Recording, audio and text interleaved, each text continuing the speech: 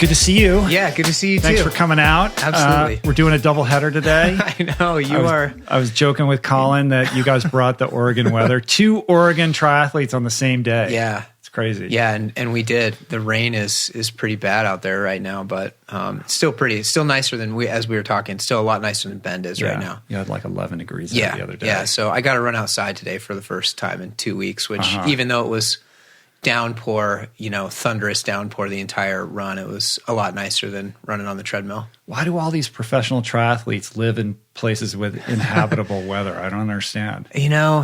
That's a good question. It's nice a lot of the year, but yeah, it is. It can be a drag. You get, I discovered Nordic skiing. Nordic skiing's super fun. It's a nice way to spend the winter. And then you kind of forced to change it up a little bit, which is nice. You know, I think if I could actually swim, bike, and run all year outside, I would be much more likely to hurt myself, probably. I think that's true. Or burn out. You hear these stories of guys that like move to Hawaii for that reason, right? And then nothing happens. You think like, oh, that'll be like this Archimedes lever that's going to make their career, fantastic, but it never ends up that way. Yeah. And ultimately, you just got to be where you want to be, I mean, for me, Bend is home, and that's where it's family, up, right? Yeah, and that's like, that just trumps everything else, And it's not all about triathlon either. I mean, it's like, where does it make sense for my family to be, and where do I want to be long term as I pivot away from it as well, So yeah. Well, you're in a really interesting moment in your career, yeah, which I think is super interesting to explore. I mean, we've only met once. It was super briefly. It was out on the bike, like right in this neighborhood. I think typical. It was like we were trying to figure out when that was. It was like 2013. Yeah. I remember that. Here's what I remember about that. Okay, yeah, please. I remember I was riding by myself, and I was riding up Rock Store. Yep. Which is just down the way here. It's like one of the more well-known climbs. Iconic climbs. And I'm just doing my thing, and then suddenly this freight train of like 20 people just passes me like I'm standing still, and I'm like, fucking what's going on here? And I realized it was Matt Dixon's Purple Patch Fitness camp. And then you guys were just gone. And then later on in the ride, I was like down in Westlake or whatever, and I spied you, and I think you were riding with Luke Bell. Luke Bell, I think. Day, and I caught up to you guys, and we chatted a little bit. I remember that. I remember specifically because I had seen you. We had mutual friends, I think, or kind of through Stanford swimming, and so I knew of you. Had heard of your book. I think at that point, I can't remember exactly what had or had not been published by that time, but.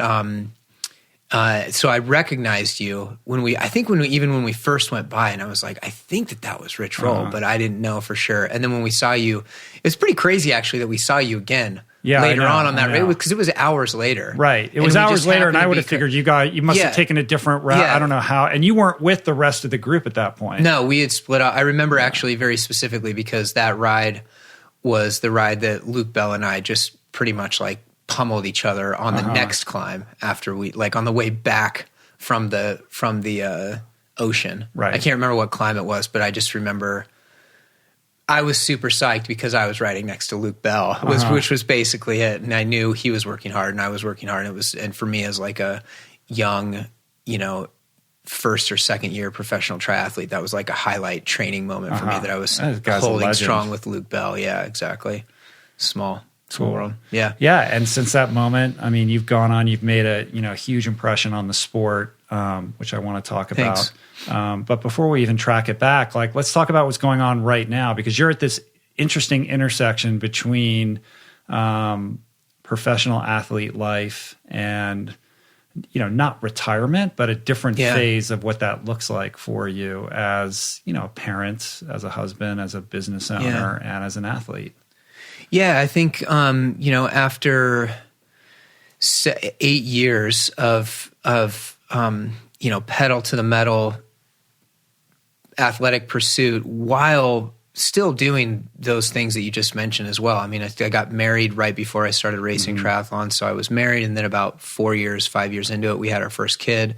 The whole time we've had a business that was going on as a side project, but really had taken on a life of its own.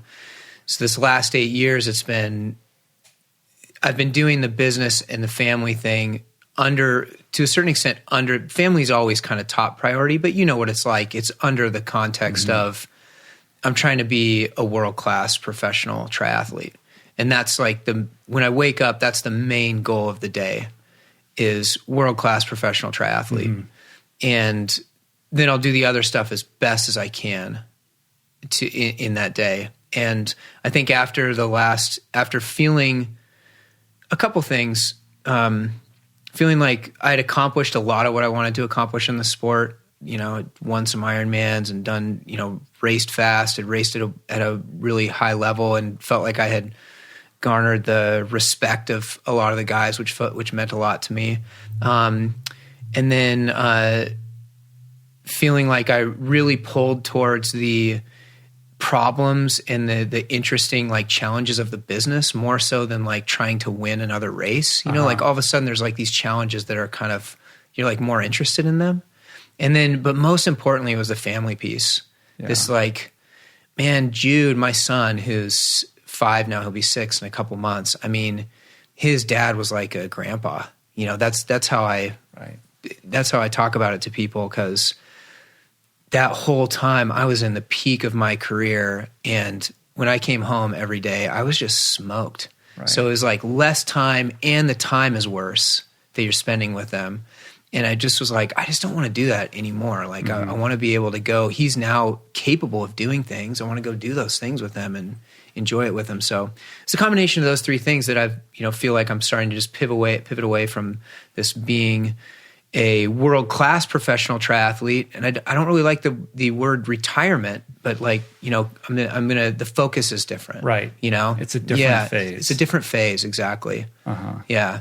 So a typical day in the life of a professional triathlete, I mean, you're training 25, 30 hours a week, I would imagine. Yeah. I think like in the early years I was, and then as the business and family thing came on, it was more like 15 for me, which is like you just said, probably about half of what a lot of the guys that I was racing against were. That's a lot lower than a lot lower. Yeah. I mean, I probably hit 20 a couple times in the big weeks, but, but yeah, I mean, regardless, even if it's 20 hours or 15 hours, it's a lot of time. And that's, as we were talking about earlier, that's not, that doesn't include the extra time you need to sleep and all your physical therapy and all the to and from and everything. So it's a lot. And the lack of energy that you have. Yeah. When, because you're just exhausted all the time. Exactly. But what is unique about you is that you started this business, Picky Bars. When did you guys originate this? It was 2010. 2010. Yeah, so about 8 years, 9 years ago. And so as you make this segue, you actually have this like thriving, ongoing concern. Well, it is. It's like I think it's super impressive. Look, I think it's super impressive for anybody to launch a business and make it successful. I know a little bit about the food industry. Like I know how difficult and competitive it is. It's crazy. You're entering a market where there's a million competitors. Absolutely. Like there's a million reasons why, this thing would have failed right out of the gate. And you've made it successful while you're also this world-class professional triathlete. Thanks. But now that you have the energy and the bandwidth to, shift your focus, you have something to be, the receptacle of that passion and that energy. Yeah. And when I kind of canvas not just triathlon, but a lot of world-class athletes across the board, especially in sports where it's not a financial thing, like they're not making a ton of money, but it's so all-consuming. And then they hit that retirement point, and they're like, "Well, I don't know what to do. What do I do now?" I never thought about it because my whole life and focus was about being the best athlete that I could possibly be. It's hard, and I wish it'd be nice if I could say that. Yeah, that was all part of my grand plan, but it's kind of just something that happened. And I'm very lucky and fortunate that I do have this path, this really obvious, not only like just an obvious job, but like something that I'm legitimately passionate about and interested in. That is kind of the coolest part of it, because I think you can go get a job and you could find a way to make a living. But as you know, from your life, so much of life's fulfillment is about pursuing things that you're passionate about and that you're interested in. And that's the thing that maybe I feel most excited about, is that regardless of how big or successful or whatever it becomes in those terms, it's interesting to me. And it is very lucky. I mean, I remember I wrote an article about it for Triathlete magazine like 4 or 5 years ago, when I was kind of halfway through my career, and I'd been in my career long enough to have half the guys that I race against retire, and just seeing the varying paths and, you know, quote unquote success or personal fulfillment or whatever it is that you're looking at, and making this realization, like, man, how do you do this? If you've been doing this for 10 to 12, a lot of these guys longer than I have, from a much younger age, it's a hard transition. You know, you have really clear goals, really clear, you know, passion, and then all of a sudden you're like, wow, what's next? And it's tough. It's like an existential crisis, I think, for a lot of people. It's and you see a lot of people who, you know, then kind of struggle. You know, they end up partying too much, or they end up in, you know, jobs that they really like. And you know, I think that not just triathlon, but all sports could do a better job of, you know, creating, you know, organizations or institutions to help athletes, guide them through that process of transitioning from full-time athlete into civilian. I agree. I mean, you know, a sport like triathlon has a long way to go before something like that exists, I think, but I totally agree.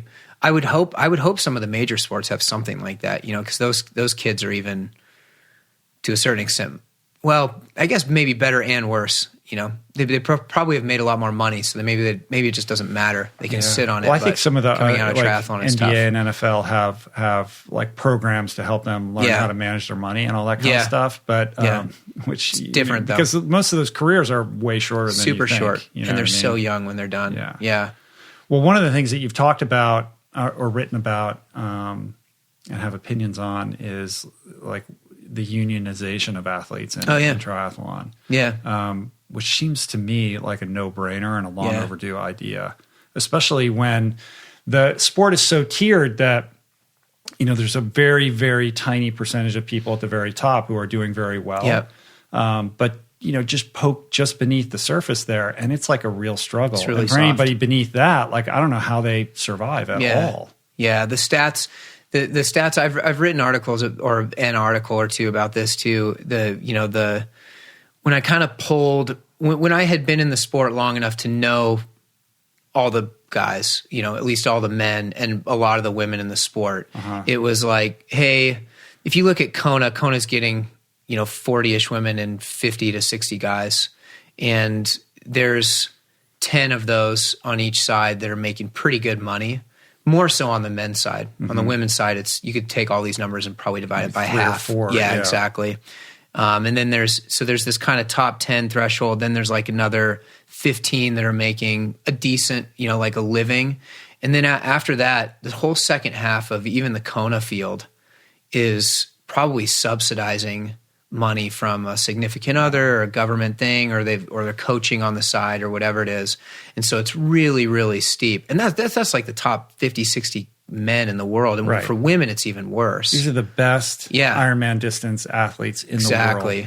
And the sport's so expensive. There's so much travel to all these fancy places, and there's so much gear. And you know, I'm sure, you know, all those people get their gear given to them gratis by, you know, kind of ambassador deals. But there's this mistaken belief that there's a lot of money going around. That is not the case. It's a really small. It's an inherently small sport. You know, and there's more mainstream money and advertisers coming into it. And I certainly benefited during my time from, you know, the first race that I won in 2011 to last year, 2018.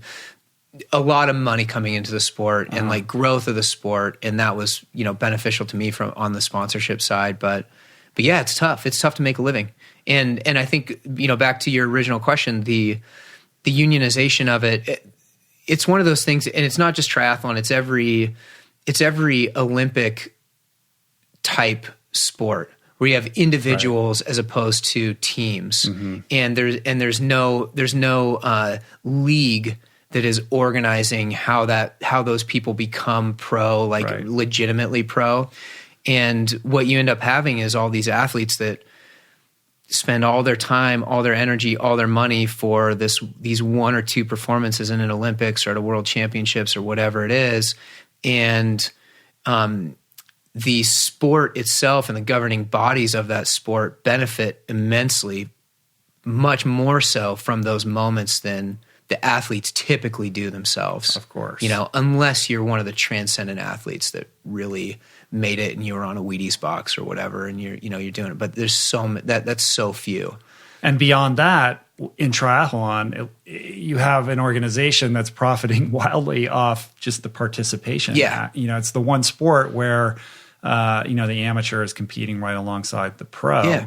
And it's an incredibly the WTC is sitting on top of mountains of money, right, that could be allocated in a much more equitable way. Presumably, it seems like that. It's I think that until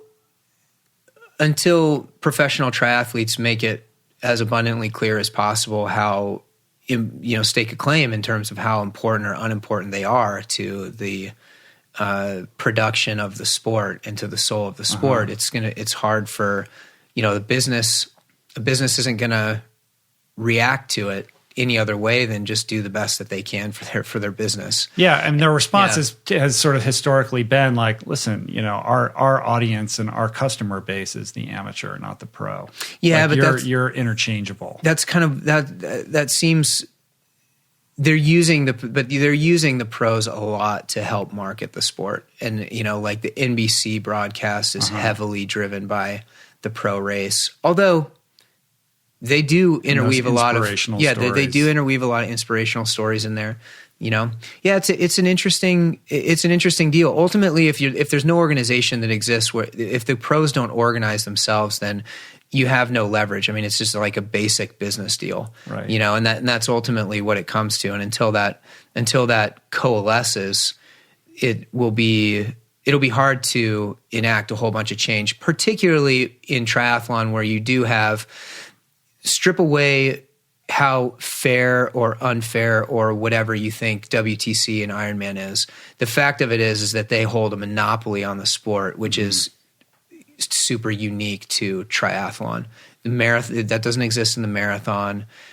It does exist a little bit in the Olympics with IOC and USATF, so you see a lot of the same problems. But in triathlon, it's really specific there. So, are you optimistic that you think that there will be some organization here? I hope so. It's one of those things where it's really tough. There's probably an economic way to describe the problem, but the basic problem is the people that have the most influence have the least to gain, right? Just like we were talking about, the guys at the top, they have the least to gain by unionization of the athletes. And then the secondary problem is you have a constantly replenishing workforce, if you want to call it that, versus the company itself is static, right? WTC is there. They know what they're doing. They've got their shit together. The athletes are new every 3 to 5 years. Right. You have this arc where you don't even know what's going on. Then you know what's going on. Then similar to me, you're out of the sport. Setting. Yeah, you're kind of oh, well, what do I do about it now? Right. And so and that happens every wave, so I don't know. It'll be interesting to see what happens with it. There are some people that are working on it. I was part of a pro triathlon board that ultimately failed, like a lot of boards do, because it was all volunteer-led organization that just couldn't coalesce enough energy to organize to make meaningful change. But there's some people that are working on it now. So there was one board at one moment that was organized around trying to have more parity in the women's field at Kona, right? Yeah, and I don't know. That was a movement, at least. I'm forgetting the name of it right now. 40 Yeah. 40 to Kona, right? For 50 to Kona, I can't remember what, but yeah, that. And I don't know what the result of that was, to be honest. Right. Yeah. So let's track it back. Yeah. you start off as this standout track and field star, steeplechase. Hardly a star. I don't know, man. You end up at Stanford. You set the school record, right? Yeah, that's true. I did. mean, come on. I don't know. I guess I was running at that time. At that time, Stanford was so good. The track and field team was so good that I honestly kind of felt like I was an underachiever on that team, and by most accounts and measures, I probably was. So this is you kind of came in on the heels of like Ryan and Sarah Hall, right? Yeah. They were a little bit older than you? No, I was older than you're them. older than yeah, them. yeah. Okay. So they were, but I was in between this window of like I started in 1998.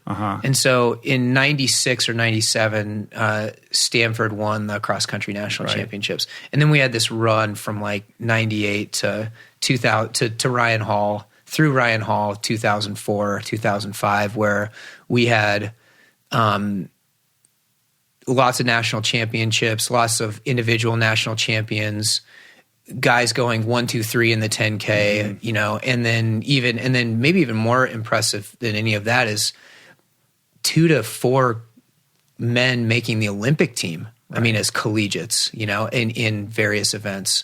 So it was crazy competitive. So, I mean, I won a Pac-10 championship. You know, I was 8th at NCAA's, which is pretty good. Which I'm very proud of. Yeah. NC2A All-American. Yeah. Which I'm very holder. proud of, but it definitely was like, you know, second fiddle for sure to those guys that were making the Olympic team. Right. So it wasn't like, okay, I'm going for the Olympics. This is going to be my path to glory. I actually thought I did when I got 8th that year. I was 22, and then I had, and then I went to USA's and actually did better. I was like 11th or 12th at USA's, so I was like the 4th or 5th collegiate guy.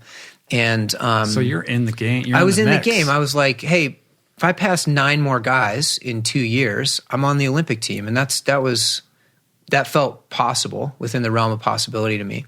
And then, but then the following fall, I got a stress fracture in my foot. I had a 5th year of eligibility in cross country, and got a stress fracture in my foot. And then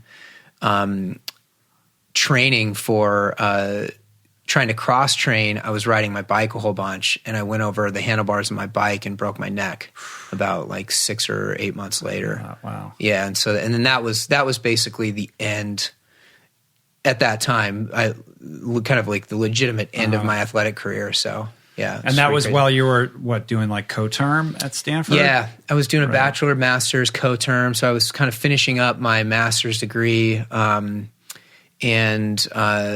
had started working a little bit with a group of guys that were going to start a fuel cell company, and but had literally just, I think, a day or two before told their CEO like, hey, I'm probably not going to do it. I think I'm going to try to race bikes or do whatever. And then I went over my handlebars and I was like, actually, cool. I'll be, as soon as I'm out of the hospital, I'll come join your guys' startup. Yeah. Enough of that. Yeah. One crash and like I'm out. Like, and just to kind of, you know, paint the picture of Stanford, you know, at this moment, I mean, it's, you know, this is entrepreneurship central. The internet is blowing up. Yeah. Everybody's founding startups. Yeah.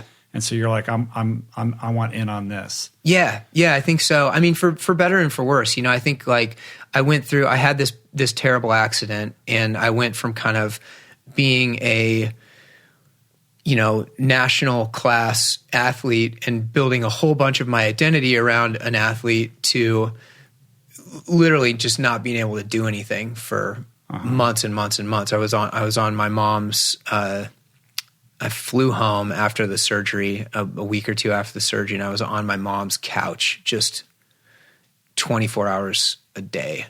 And so then I was like, what am I going to do? You know, I can't race. I can't even be physical. I may as well try to, you know, use my brain, I guess, and be a part of this thing. And that's what ended up happening. Right. Yeah. And so you do that for a couple of years. Like, how does that play out? Yeah, we were, you know, like I like to say, we were like a lot of startups, a lot of the startups that you don't hear about. We raised a lot of money and made almost none. You know, yeah, no one tells that story. Yeah, exactly.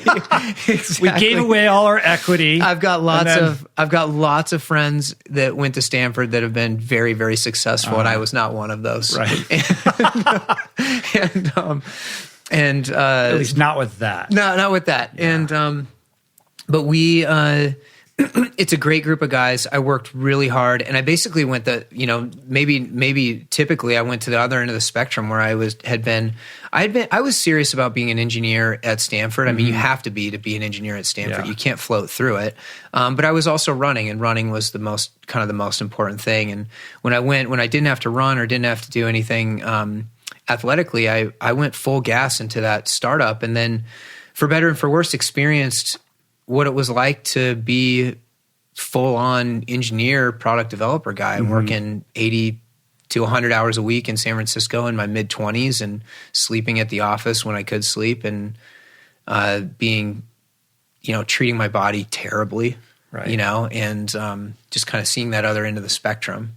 And there were a lot of great times during that time too. It's kind of just like this interesting meandering of, life, and you kind of test. I think ultimately I was kind of like testing that extreme of myself, that extreme side of myself of like, if I just work all the time. Right. What does that look like? What does that look like? Yeah. What does that feel like? Do I feel fulfilled from it? Cause there's still like this, you're striving for a goal, right? You've got these big goals. It's just not the athletic goals anymore. It's like, there's this big business goal. But ultimately that ended up feeling wrong as well. Did you have that self-awareness though, that okay, I'm testing myself in a different way now? No. Or you're just 22 and I'm just 22 and I'm just like, I'm just going to do everything full on. Right. And that's what you do when you're classic, triathlon mentality. Exactly. Well, if I'm going to work, I'm going to work 100 hours a week. Right. And and that was it. And then it was maybe I guess like not surprisingly, like reconnecting with Lauren, my now wife, who was my kind of, I like to say, on again, off again, but mostly off again, girlfriend in college. Were you guys in the same class? She was 1 year younger than me. Yeah. And so we dated off and on at Stanford. The story goes, I broke up with her kind of multiple times for terrible reasons. Mostly just, I think, actually, in all honesty, just feeling insecure about how successful she was. It was a big part of it, how successful of a runner she was. So she ran 5,000 meters, right? Yeah, she was her thing? Yeah, she was a 5K runner. And I mean, you could basically say the most successful Stanford, you could almost say the most successful Stanford collegiate athlete of like any sport almost. I think she won the most All-Americans of any sport in Stanford school history, and bunch of NCAA championships, and a really nice person, So, but I think for me, I think that was hard, seeing her have so much success, and then me feeling like I described, not like I wasn't really being as successful as I wanted to be, and being very much in love with her. But then also feeling down about myself because that was who I was comparing myself to. So, and when you're 18, 19, 20 years old, that's a really tough mental check for this kid that comes from a small town, ego and everything in it, Right. And yeah. So anyway. Do you think like, it's interesting. Do you think like were you intimidated by her, or do you feel like there was some self-sabotage there? Like, I think there was a little bit of self-sabotage where I think that's probably a good way to put it. I think I was just trying to become comfortable with it, and it sounds so silly now, so many years later, but just trying to become comfortable with not being the best at whatever I was trying to do. And that was, like I said, I grew up in the little town, Central Oregon in Bend, and I was lucky. I was good at the number of things that I did, and to not feel like I was used to being like the best. Yeah, kind of, and that's, and it's so silly to think about that now, that mattered to me so much at that time.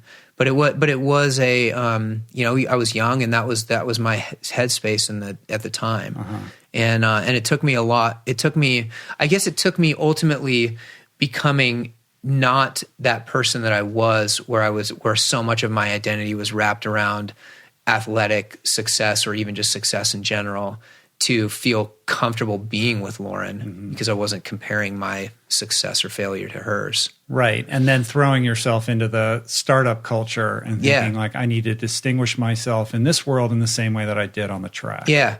And then ultimately, I guess, like through that kind of bouncing from one extreme to the other extreme, understanding ultimately that my actual own happiness and fulfillment lies in the middle, and that I do actually want to have both of these things in my life. I do want to have a professional side and an athletic side, and I want to do the best that I can to balance those two and not feel like I'm so far into one that I'm completely neglecting the other. And then that ultimately set up, my path for what I ended up doing in triathlon and everything else. Yeah. So, well, it's interesting kind of being on the outside looking in on your life, which is, look through the lens of what you choose to share on social media. Yeah, of course. Or write about. But the appearance is of somebody who is a family guy first, who happens to be this amazing athlete, married to another amazing athlete that's also running this business. It's a complicated equation. It is. With a lot of moving pieces, but there appears to be like a healthy sense of balance and understanding of what's most important in terms of priorities from the way in which you kind of share this experience with the world of what it's like to be involved in all of these different things and attempt to be, successful and healthy at the same time. Yeah, I think that, that's been a long work in progress over the last, let's call it 15, 20 years. I started Stanford 20 years ago, and navigating through these, what you might call success or failure in certain areas, ultimately to find out, hey, what do I ultimately care about, and like what ultimately makes me happy, and like you said, it's actually in the subtle balancing of those few things.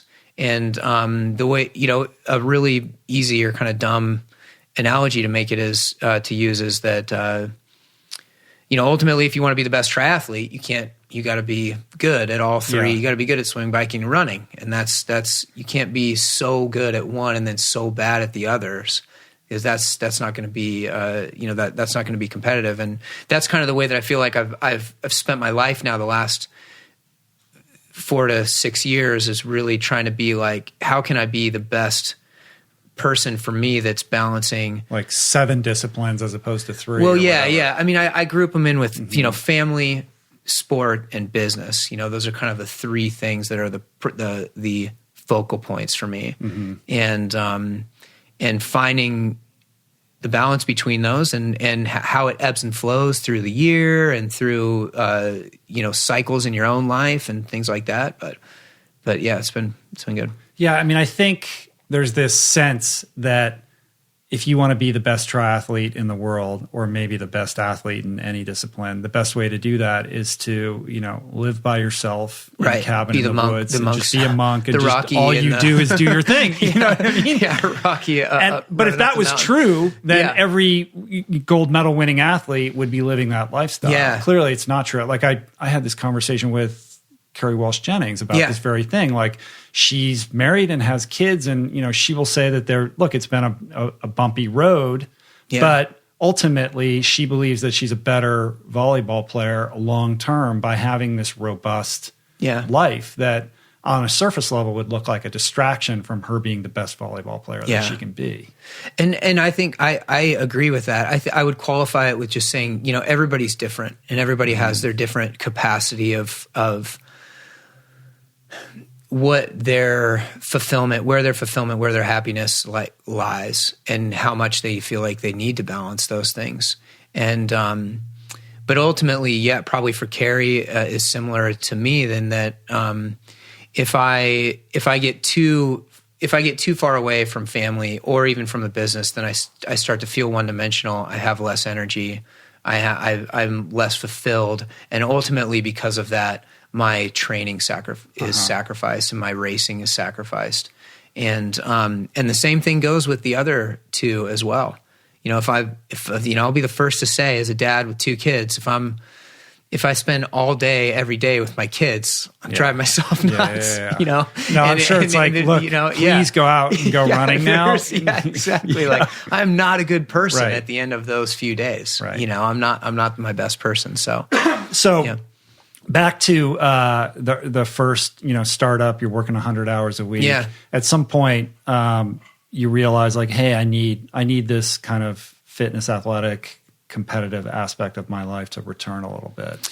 Yeah. And it was a little bit, what ended up happening was I ultimately just woke up, one day and was like, man, and it was presumably after a long night of hanging out with my friends and drinking beer and whatever else. I just was like, I feel terrible, and I need to start being active again. My neck had healed. I could run, I could ride a bike even a little bit.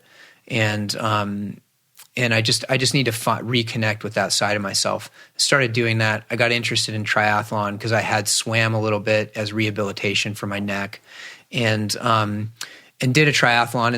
And in that first race, like, just rediscovered this little like Saturday morning community thing where everybody's out there at 7:30 in the morning, and it's not crazy competitive, but it's competitive enough. And you exercise really hard, and then the sun is up and you're done at 9:30, and you eat the peanut butter and jelly sandwiches at the end of the thing, and everybody's psyched. Yeah. And I had forgotten about that experience, and then that really got me back into it. And, was it that thing where you win the first race that you ever enter? Probably typical. Yeah. It was definitely that. Yeah. So I was going to skip that part, but it was that, you come from an endurance background, you got a lot of, you got a lot of background in that. So, but for me, it was, there was validation that, hey, this is fun, but at that time it wasn't. It was more just, it's just fun being active, And then it was, and then I actually, that kind of made me think, started to make me rebalance my life, and moving away from the startup, reconnecting, like I said, with Lauren. Lauren was moving to Eugene, so I went to business school there, and kind of actually paused on the triathlon thing for a couple years because I didn't feel confident enough at that time in my life that I could do something as irresponsible, I guess, as trying to be a professional triathlete. Does that make sense? It's like, oh man, no, I can't do that. I can't do that. I gotta be getting my MBA or whatever. It took a little bit of time. That's the burden of privilege. It's like you graduate from Stanford. It feels indulgent and irresponsible to like shirk that degree to like go pursue some, weird thing that's probably not going to be that lucrative. Yeah. That was exactly it. And ultimately it was, after I'd finished business school, Lauren was racing professionally, and I had gotten enough kind of contacts through business school to do some consulting work where I could make some money on the side. In addition to, the economy had just completely imploded. So there were 100,000 MBAs had been laid off in the 5 months before I graduated. That was literally summer of 2009 was when I graduated, when I got my MBA. And so I started consulting, and then talked with Lauren and was like, hey, I think maybe I want to try seeing if I can be a professional triathlete. I didn't even know what that meant. And how many races had you done at this point? I had done one little season where I did the thing, and then it was an age grouper, and that was it. And so what I ended up doing was, I spent the summer with Lauren. I was consulting, and then through the winter, and then I signed up for Escape from Alcatraz the following year, 2010, and I went down there as an amateur, and I finished like 6th or 7th in the pro field as an amateur, and had the fastest run. Right. And that was the first time where I was like, oh man, maybe, if I had been in the pro field, I would have won $750 today. Like, wow, I really. Which gets back to the unionization issue. Exactly. Yeah. But that felt like a taste of success. And then that was like this little bit of validation that was like, okay, maybe I can continue to do this. And it was after that I hired my coach and everything else and got going. Was that Matt Dixon? Yeah. From the get-go? From the get-go. Always been your coach? Yeah. Lindsay Corbin, who, who's a very successful American pro. She was a high school classmate of mine. And then Matt Lieto. Oh, wow. You went to I didn't know that. Lindsay and I went to high school together. We were on the cross-country team together. So those were the two people that I knew in triathlon, and they were both coached by Matt. And so I talked to Matt. I really liked him. We clicked quickly, and then he started coaching me kind of at the end of that 2010 year. And then 2011 was when I started my pro career. And so there's this, mythic story about the birth of your professional career that I'm sure you've told a million times, but it is amazing, right? Yeah, so thanks. Walk me through the whole Wildflower thing. So I mean, the story goes that I spent the whole winter training with a real coach and kind of was part of this team. And I went down to Galveston, actually 70.3 to race my first half Ironman. And at my first half Ironman as a pro, I made every mistake you can make in the book. I got down there, saw how flat the course was, decided that I needed to be more aerodynamic. So I lowered the front end. Change your seat position. Lowered the front. You just slammed it? I just brought it down. Was the last person out of the water, biked back as hard as I could, was making up time, but basically my whole back and my glutes, like everything seized up on the end of the bike. I was actually literally riding out of the saddle for the last like 3 or 4 miles of the bike ride. And then ultimately it dropped out because I was hurting so bad on the run. And so was super disappointed, kind of had these aspirations of this is my debut. I want to go do this. And didn't really know what to do next, but it turned out that Matt, the guy I mentioned, Matt Lieto, was going to head down for Wildflower just 2 weeks later. And he basically was like, you should come down to Wildflower with me, mostly because he knew I would be in Bend and I would drive with him. So he would have somebody that could drive half the way. And I head down there, and on the way, just the day before we left, the other piece of the story is I was out on my last training ride, and my bike, I went through a pothole and my bike broke. And so the carbon actually cracked. And so in a last minute deal, I got a friend's bike, threw it in the van, borrowed a bunch of stuff from Matt. I'd never worn an aero helmet before, didn't have a wetsuit, had this kind of hand-me-down, unbranded triathlon race kit, and then these gas station aviators that I was wearing, and then little did you know, and as the story goes, I swam pretty poorly like I normally do. I had a decent ride and rode up into about 10th place. And it's a really challenging cycling course. Very slow, very challenging, which was really good for me because it just meant another 20 minutes on the bike to try to catch up from the swim. And then the run is about as a hard of a half Ironman run as you get. And so the run is also, let's say, 10 minutes long. So you have 30 more minutes of doing the stuff that I'm good at in the race than a normal race. And the run was this, like, I still remember it very vividly. It was like I get off the bike and I hear as I'm starting the run, I'm in 10th place. I was like, oh my God, I'm in 10th place at Wildflower. Like, this is really exciting.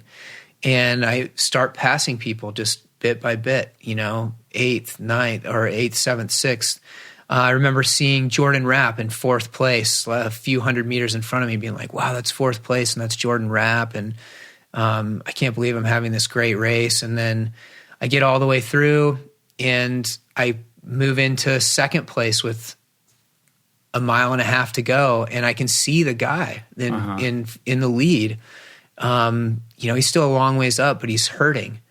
And people, as I'm running along, they're like, I actually remember Tim Carlson, who works for Slow Twitch. He was taking pictures of me.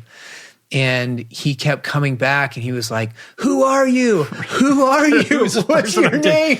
Did you get lost? Like you're he's trying to like text the race organizers to let them know because they don't know who I am. I passed the guy right at the beginning of the steep downhill with about less than a mile to go. Who was leading? It was Clayton Fattel out of Australia, a super strong swim biker. And who had this massive gap, and I came down, and I remember I crossed the finish line, and the announcer goes, and here he is, our men's champion, and then he holds the microphone away from his face, and he's like, "Dude, what's your name?" Right, and the reason they literally didn't know who I was is because I had signed up so late. They'd given me a number that was like after the women's numbers because they were kind of out in numbers, and it just didn't get entered into the system. So, so for people that are listening, I mean, Wildflower is this legendary race, been going on forever, and it's quite an event. You go, you camp. Most people stay in tents or RVs. There's no hotel or anything like that. Super challenging course, but a really prestigious early season race. And to go from anonymity to winning that race, it's just like, that doesn't happen. Like, so suddenly overnight, you're like this, like, who is this guy? Like, you're the next greatest thing. Well, yeah, it was kind of, it was it was the whole story. Sorry to interrupt. It's the whole story of like you borrowed the bike. It's like this guy doesn't even have his own bike, and he's wearing like gas station. like triathletes are the most geeked out in terms of their gear and the sunglasses they're wearing. I mean, it's ridiculous. The whole thing's ridiculous. It is totally ridiculous. But the idea that somebody would be wearing like aviators from a gas station is just like, that doesn't compute at all. Yeah, it was bizarre. And then I think the thing that kind of like sealed it, that ended up, going viral within the sense of going viral within the triathlon community, which is not really viral, like but 10 people. It's like 10 or 12 people shared it, was this finish line interview that I had where I was just freaking out about, oh my God, my buddy's gonna shit his pants when he finds out I won Wildflower, and Nick, who let me borrow his bike, and so there was kind of there was this legitimate like authenticity about it, which was legitimately there. That was kind of like a cool. It's like there's an innocence. Yeah, there was an innocence to it, and people latched onto that, and that was really awesome. And there was no better way for me to come onto the scene than that thing, and then ultimately. That race then ultimately ended up meaning even so much more to me down the road. But that really launched my career and gave me the tools, the foundation necessary to actually make a living in the sport because of the story more so than the actual wins. Right. And that back to what we were talking about is like, making yourself, an actual like somebody that people want to follow, regardless of they won X race or whatever. Well, that's a new thing in the development. Was just starting. A pro athlete. Yeah. Like, what is your story and how are you telling it? Yeah. Is almost as important as your race results. You could argue in the Instagram influencer age that we're in, it's more important, and actually I'll tell you from a business side. That it probably is, in terms of businesses looking to spend money on, advertising basically. Well, certainly it's incumbent upon every pro athlete to think of themselves as a business, a marketing tool. And how are they, how are they sharing their story? How are they telling it? What is it that they have to offer that somebody else doesn't? And taking that seriously, like shouldering that responsibility. And, we've talked in the past. I mean, this is something that I think that you've done, very well, but not in a like some kind of contrived sense. It's like a natural outgrowth of who you are. Like, I feel like you and Lauren together are natural storytellers. Like, thank you. You're very funny, and like how you share, like the thing that's on your Twitter now, that about the carb sticker, and then like Jude gets in the car and drives up. Like, it's like this is just this clearly this is like your sensibility. It's fun and it's very authentic to who you are. Thanks. It's natural. Yeah. But when I look at that and I kind of like, okay, I'm deconstructing this. I'm like, he's like really good at like sharing something that allows people who are interested in what you're doing to like emotionally connect with what you're up to. Well, thank you. I appreciate that. And, I always, way before I ever got into racing or doing any of the stuff that I'm doing now, my family, I'll attribute that to my dad's side of the family. My dad was and his whole family are just storytellers. And, kind of like gather around the fire or around the dinner table, just telling bullshit stories about, them growing up and stuff like that. And those are some of my favorite memories, just having my dad and my dad and my dad's brothers kind of go around the horn telling stories. And I grew up listening to stories like that and then retelling them myself. And then I get a lot of joy, legitimate joy out of telling those stories, making them funny, making them entertaining, also telling the truth, I think. And, talking about being honest when I have not just a shitty race, but like a heartbreaking race after training, for a year for something. And to a certain extent that experience of telling those stories, I think has made the sport for me, not only more interesting, but more sustainable, both as a person and as a professional. And, so it's been a really lucky and great discovery to go through, I think. Well, when you're a storyteller, you're able to take those low moments and just translate them into something else that's valuable, right? Like everything's a story. So I have a shitty race. Well, what can I make out of this that I can share with other people? Like I know are you still writing the column for Triathlete I'm not magazine? anymore. You did for years though, where you would do that very thing. Yeah. And in a lot of ways, the tough, the stories, the unsuccessful quote unquote stories are more interesting and more powerful to most people. Yeah, because they can connect with your humanity. Exactly, it is, and they're harder to write, but then they're more fulfilling too when you put them out there. So yeah, it's interesting. So you go on to dominate Wildflower for the better part of a decade. You've won that race like 6 times, right? Yeah. Thank you. That becomes like your thing. Yeah.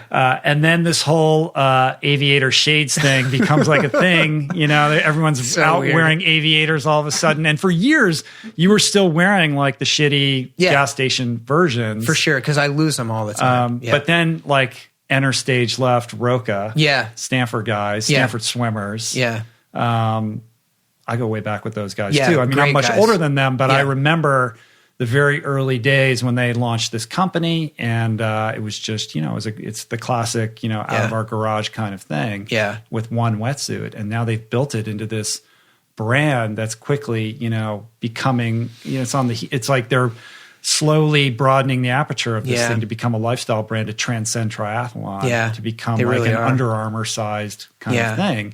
But you've been collaborating with them from the very early days. So talk about that relationship a little bit. It's really funny. That relationship goes back, like you said, to the Stanford connection. I had a friend of mine introduce me via email to Rob and Kurt, who are the co-founders of Roka. And he said, hey, these guys are starting a wetsuit company and they want to try to make you faster, which to me was amazing because I was like terrible swimmer. Not your thing. Yeah. And so no swimming company is, they're literally paying me to not wear their wetsuits. Right. And so, for these guys to come to me and be like, we want to build a wetsuit for the average swimmer, which is you, try to make you faster. That was interesting.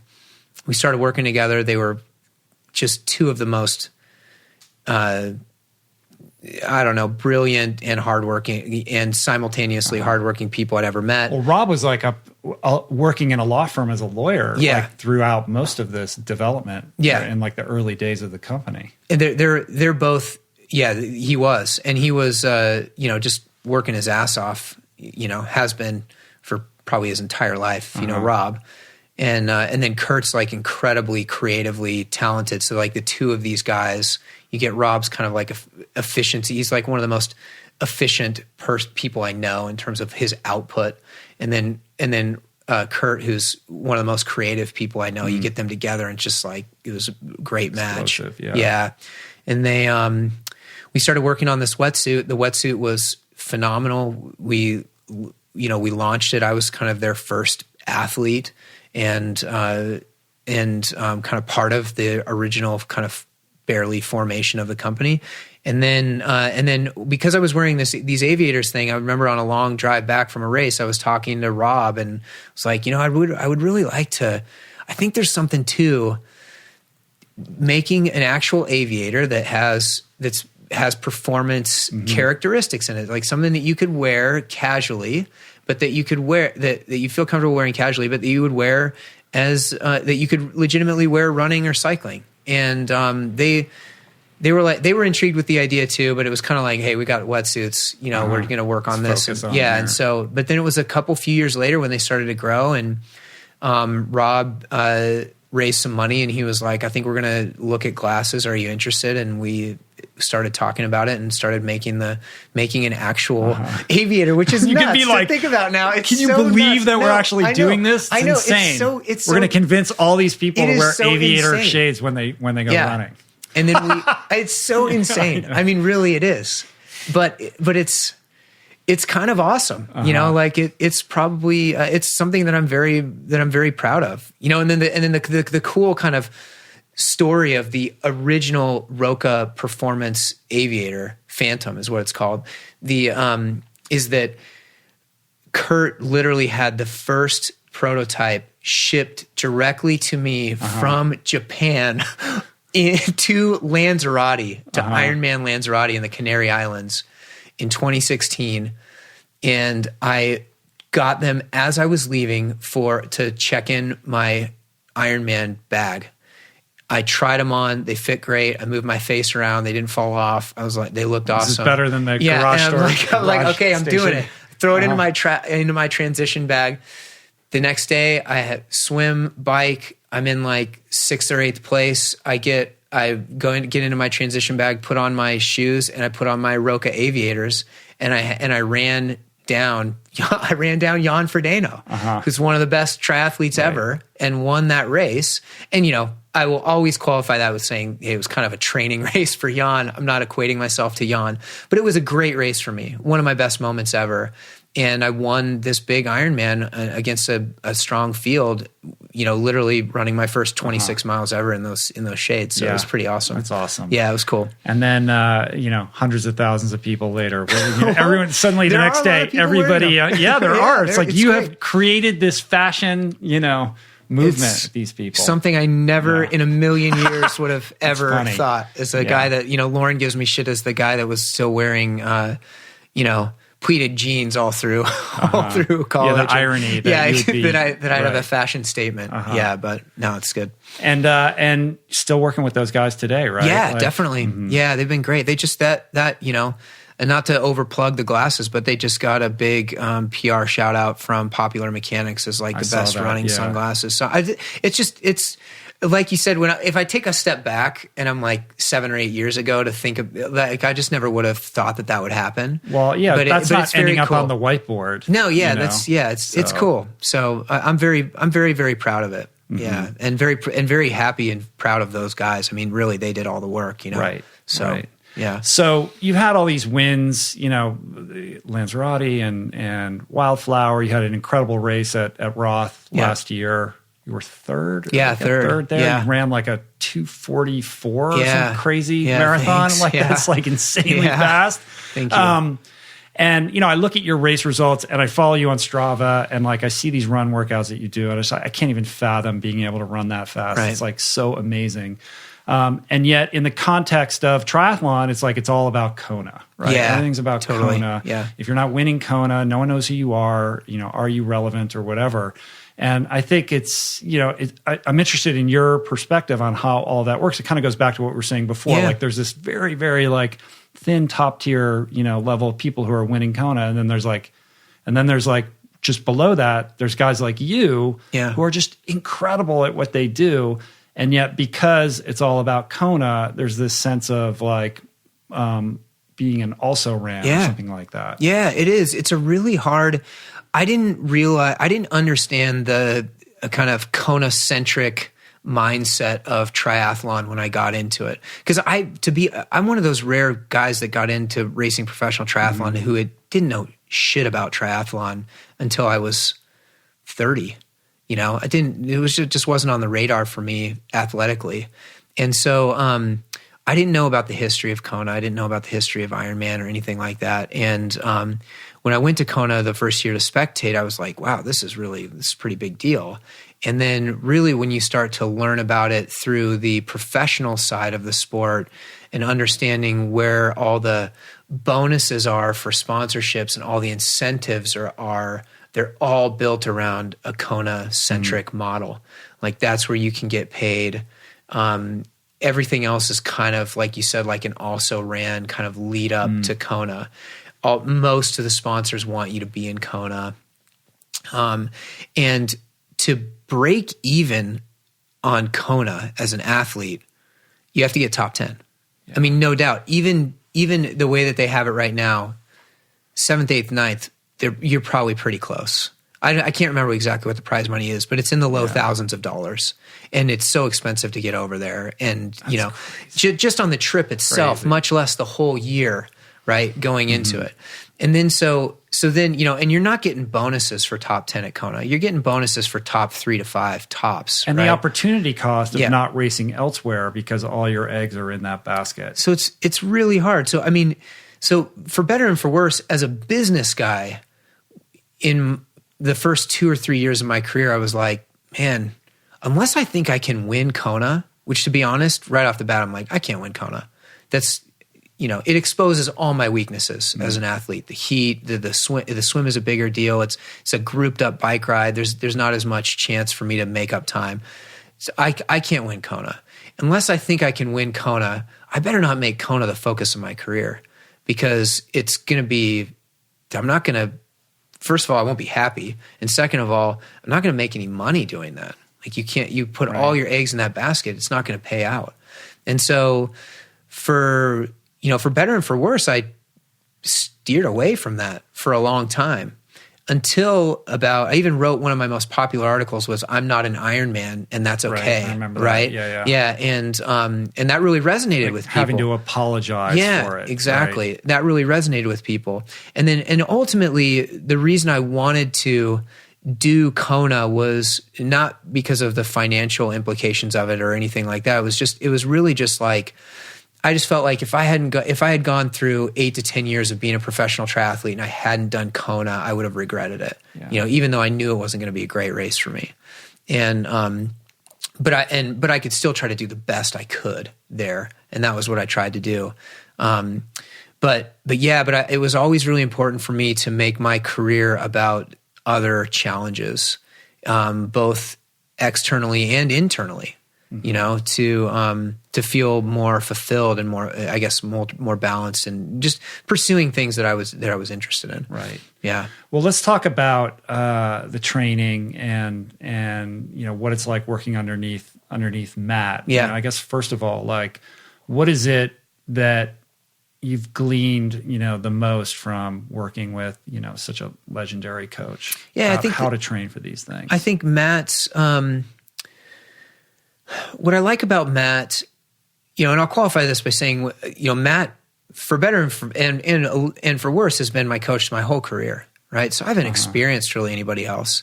But I think the thing that I clicked with Matt was that he, even when I started triathlon, I had picky bars as a business. I was already like less of a focused, full gas professional triathlete. I still had this other thing, and I was married. So he knew right away I wasn't going to be training 30 to 40 hours a week, living the Rocky monk style. And he got that, and he understood that. And he's like, I think you can be a better athlete even because of this balance that you, but it's going to take a different training philosophy, a training philosophy that doesn't put all the value on tons of time training. It puts it on this kind of balanced physiological stress throughout the various aspects of your life, and balancing heavy training load with light life load, heavy life load with light training load. And that was like the fundamental thing that I liked about Matt. And then as I progressed through my career and ultimately became more successful, both in racing and on the business side, and more demands with family, that interweaving and inner balance just became more and more so important, because it was like everything was just operating now at a higher level. Yeah. So, and I think if, if I could differentiate Matt from other coaches in the space, I think that's really his sweet spot is coaching, like he says himself, the time-starved athletes, guys that are executives or family guys or whatever that are still have goals. They're still trying to do something great. Maybe they're trying to qualify for Kona or do whatever it is, but they're balancing it with legitimate demands on their time and energy elsewhere. Yeah. Which is basically almost everybody. Yeah, it is. I mean, it really, very few totally. who are just completely turning their entire lives over to this thing. Yeah. So a training block for you, I mean, what would that typically look like in terms of the balance between, the kind of zone 2 aerobic work versus, intensity, tempo type training? Like, what is that combination generally? It is, let's see. I'll tell you what, it's really go by feel. And particularly the last 3 to 4 years. And triathletes hate hearing that. I know. They want to know this is exactly what you do. 60% zone 2. And you're going to use these devices and they're going to tell zone 3.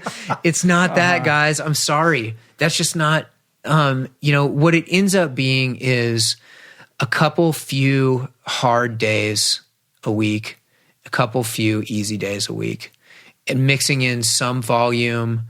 But so much of it is based on how I feel, and that really is, to me, the crux of, I think, being successful in any athletic endeavor, but also the crux of the success of the relationship between Matt and I is his confidence in me to make my own decisions day to day, to manipulate his plan, and then my confidence in him to build a plan that is manipulatable, and that ultimately I can communicate back to him, this is what works and what doesn't. So in other words, he doesn't just say, here's your 12 workouts for the week and you do them when I say you do them. It's more like, make sure you hit these kind of general areas or benchmarks, and however you can work that into what your schedule looks like for the week, that's up to you. That's a lot. That's what you described at first was how it started.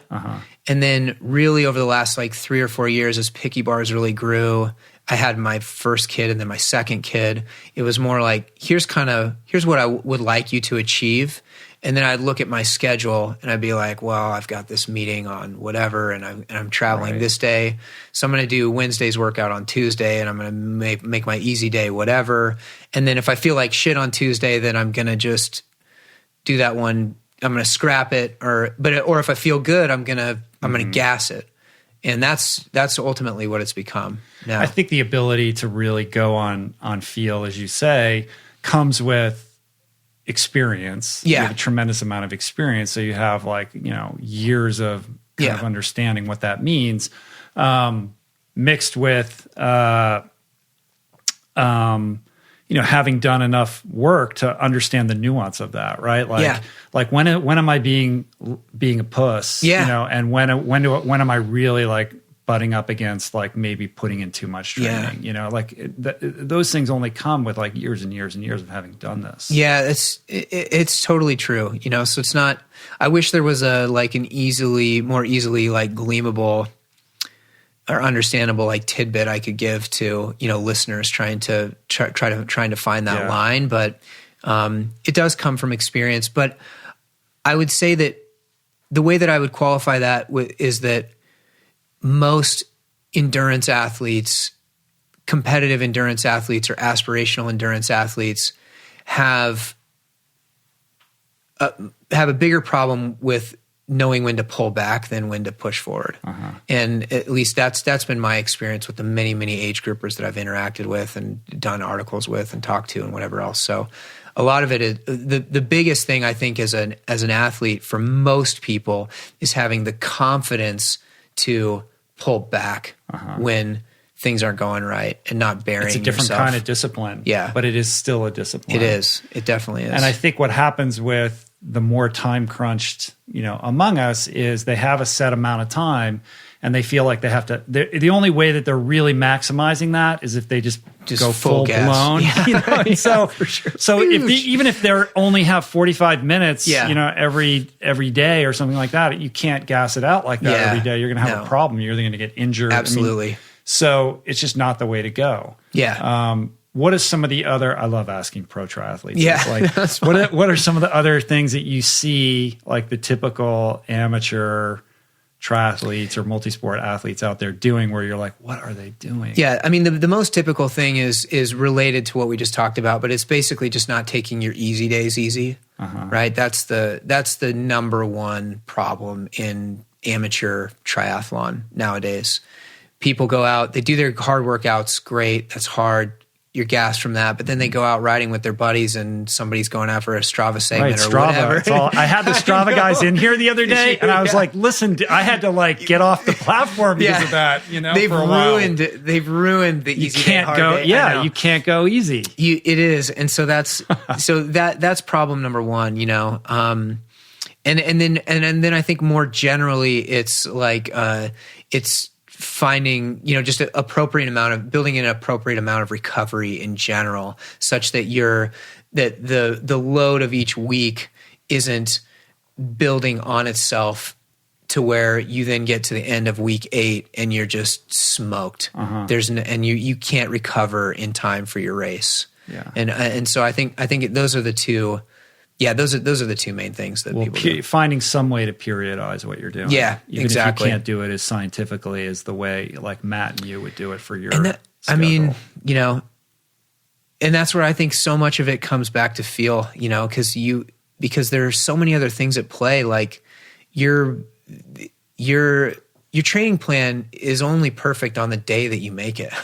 And then there are all these other variables that come in, like, oh, my kid kept me up last night, or, I had this really stressful phone call with a supplier, or whatever it is.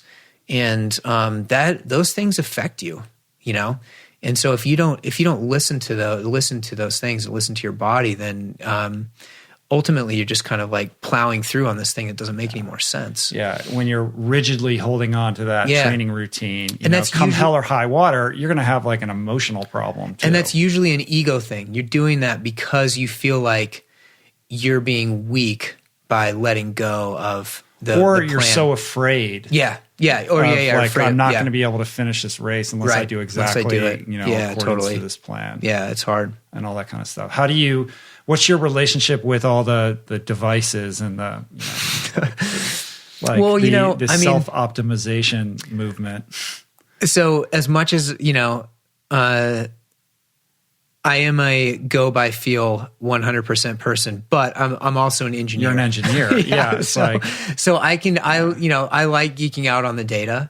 But what data ends up being for me is like a kind of like this post workout catharsis thing more than it is like a gotta hit this or else my workout is a failure type of thing. I like to go back. I mean, I love Strava, I love Zwift. I have a power meter on my stuff. I track my heart rate and my pace most of the time. A lot of times other crazy programs like Golden Cheetah and all that kind of stuff. No, I don't know that one. No. You gotta. It's like there's more levels. Than the graphs are only a mechanical engineer could understand them. Yeah, that's funny. No, but I do like that stuff. I'll go out. I'll do Strava. What I'll do now. I'll integrate Strava into my workout if I have some thing where I'm doing 3 times 12 minutes, man, I'll go find a 12-minute segment and try to get my fastest time or get a KOM up that thing, because what better motivation on your 12-minute segment than having something like that, So yeah, usually try to use that stuff, try not to pay too much attention to it, but definitely using it. I would suspect though that somebody with your engineering background and somebody who's so connected to your own physical body and the experience that you've had, that you could have the power meter and the heart rate monitor, all that kind of stuff.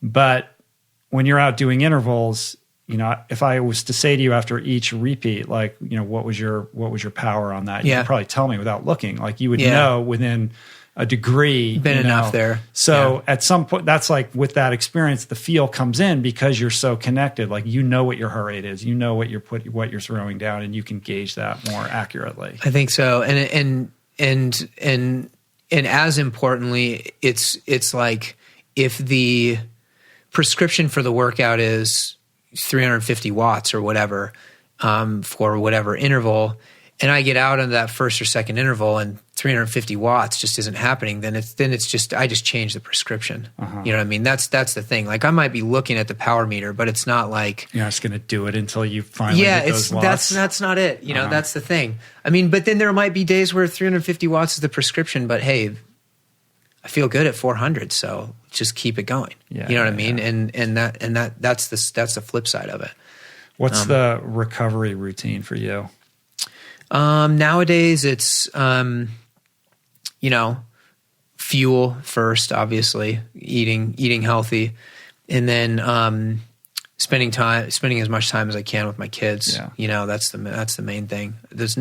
To me, nothing is better than, watching a movie with my 5-year-old, you know, watching some cartoon, reliving. We watched Aladdin the other day, which was like right in the prime for me in terms of, I probably watched that 50 times when I was growing up. Not 50 times, but a lot.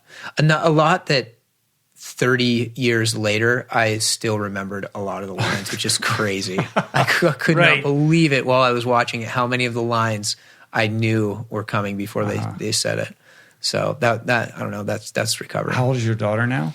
Daughter's 1.5. Yeah, and she's great. She's super, super fun. It's actually been a very different relationship with her. I think partially because she's a girl, but more importantly, because I'm more present with her than I was with my kid when he was that age. You know, Zadie was born 5 days before Kona, my second Kona, which was brutal. Then I left for Kona, came back, and then, but then since then, you know, I've had much more time with her than I did with Jude during that stage. So the connection is different. You know, it feels a little bit deeper in a weird way, but my connection with Jude is fantastic, but it's just a little bit different. Yeah. But there's something special about dads and girls. I think there must be, you know, right? I mean, you know, there must be like, it's a little bit different. There is like a more naturally, you know, protective and supportive vibe there, as opposed to kind of, you know, getting the little guy to like cut his chops or whatever. And, I mean, there's like there's a sweetness, and I don't know, there is. You know? Yeah, there really is. It's she lights me up. She's amazing. So let's talk about nutrition a little bit. Yeah, of course, because it also like dovetails into Picky Bars and what you're doing. We're in the midst of this like low carb. I was going to bring you a shirt right now, and I forgot it. The I love carbs. I know. Shirt. I meant to. I will send you. You got to mail that to me. I'm going to mail you one because I spaced on it right as I was leaving, and when I got on the plane, I was like, "Oh crap! I forgot Rich's shirt." So talk me through like your perspective on all of this. Well, I mean, so my wife Lauren she's really the nutritional foundation of our company. She comes from a human biology background, Stanford educated, longtime pro athlete, right? And I'm more of like the business marketing guy. But our general philosophy as a family is just healthy, sustainable balance, you know, and to us, and that's our philosophy in life, right? I mean, all this stuff that we've been talking about, like going 100 hours a week doing this or 40 hours a week training, and ultimately not feeling like you're the best version of yourself in either of those things. I ultimately think that, you know, the dieting industry is exactly that. It's prescribing to the diet of the month or whatever, that's some extreme thing and because it's extreme, it's easy to grasp. And that's what's nice about it. Right. It's easy to grasp. It's easier to live in that space for a short amount of time than it is to be sustainably healthy for a long time, right? Because that's vague and because can't be marketed in a way where anyone can specifically profit off of it. It's like going off a feel, you know? Like people want to hear, well, I need to have 60% of doing this, 30% of doing this, and whatever, you know? I need to have this many carbs, this, you know, or no carbs. I need to eat zero carbs. Yeah, and like I'm going to power my multi-sport career without the one thing my cells actually need to generate energy. I've got this idea. I'm going to, and it's so dumb. I feel dumb even mentioning it because it's just a dumb, funny idea. But I want to make the picky diet for picky bars, you know, just a funny like campaign that's basically like, you know, everything's on the picky diet. Just don't be an asshole. That's the crux of the whole thing. Well, is ice cream on the picky diet? Yeah, just don't be an asshole. Right. You know, and so, but I mean that's our general nutritional philosophy is like, you know, we avoid extremes. We try to eat generally very sustainably healthy. And by sustainable in and of itself means avoiding extremes, you know? And so that's a mix of healthy, you know, foods and, as natural and unprocessed as possible. And then, but there's room, you know, I think there's room in every diet for a bit of everything, you know, and just in healthy moderation. So, but the bars are all dairy-free and gluten-free, right? Yeah, they are. Yeah, we avoided those things. Primarily because of the impact that they have on people's digestion system when you're exercising a whole bunch. That was the original bar that Lauren created was basically like, what's the healthiest real food bar that I can give to Jesse when he's exercising a ton that will be the least upsetting on his stomach. And those two things tend to be the most upsetting. And was this born out of having issues with other products that were available? Because you have to have your brain examined to say, like, I know the business we're going to go into. We're going to enter this market where there's like 1,000 competitors. It wasn't a business thing, you know. It was just a legitimate need that Lauren sensed, you know. And the not so savory part of the story was basically I was having a bunch of stomach issues that Lauren wasn't very happy about, you know, right. in and around the house, and training a ton and eating a ton. And Lauren was like, "Man, I gotta find something for you to be eating. If you're eating a bunch, you know, every day, you got to have something that's better on your stomach." And so the idea was kind of taking the best of, you know, at that time what existed in like a power bar, which is like sports performance nutritional principles, but then marrying that with like a Lara bar, which would be like a, you know, just basic like fruits and nuts. And real food. Yeah. And kind of combining those two things. And that's ultimately what became a picky bar. And Lauren created them for me, and then had, and then her and our other co-founder, our friend Steph, just started selling them to their friends at this random like local running workout that they kind of coached every Thursday night, and people started buying them, and that was the genesis of the whole company. And so it definitely wasn't. Ironically, I just finished business school, right? And so I had just gone through all this, like here's how you do your business plan, your financial model, yada yada yada. None of that SWOT analysis. No, that there was none of that. And it was just, you know, and I'm glad that there wasn't ultimately, because it would have discouraged us from doing it. Yeah. Because it is the best things percolate up organically. Yeah. It's just it you know, it's been, and that's what it's been. And it is a industry I would never encourage people to get into. It's so competitive. It's so cash intensive, particularly now with the investment that's been coming into it. You know, we're talking about I'm down here. I'm in LA for Expo West, right? Which is the largest food trade. I think the largest food trade show in the U.S. And it has to be. It has to be. It's so big, and so you can even just in the brief number of years that I've been going down there, I can see the growth of it through the investment that is being had by private equity firms and everything else.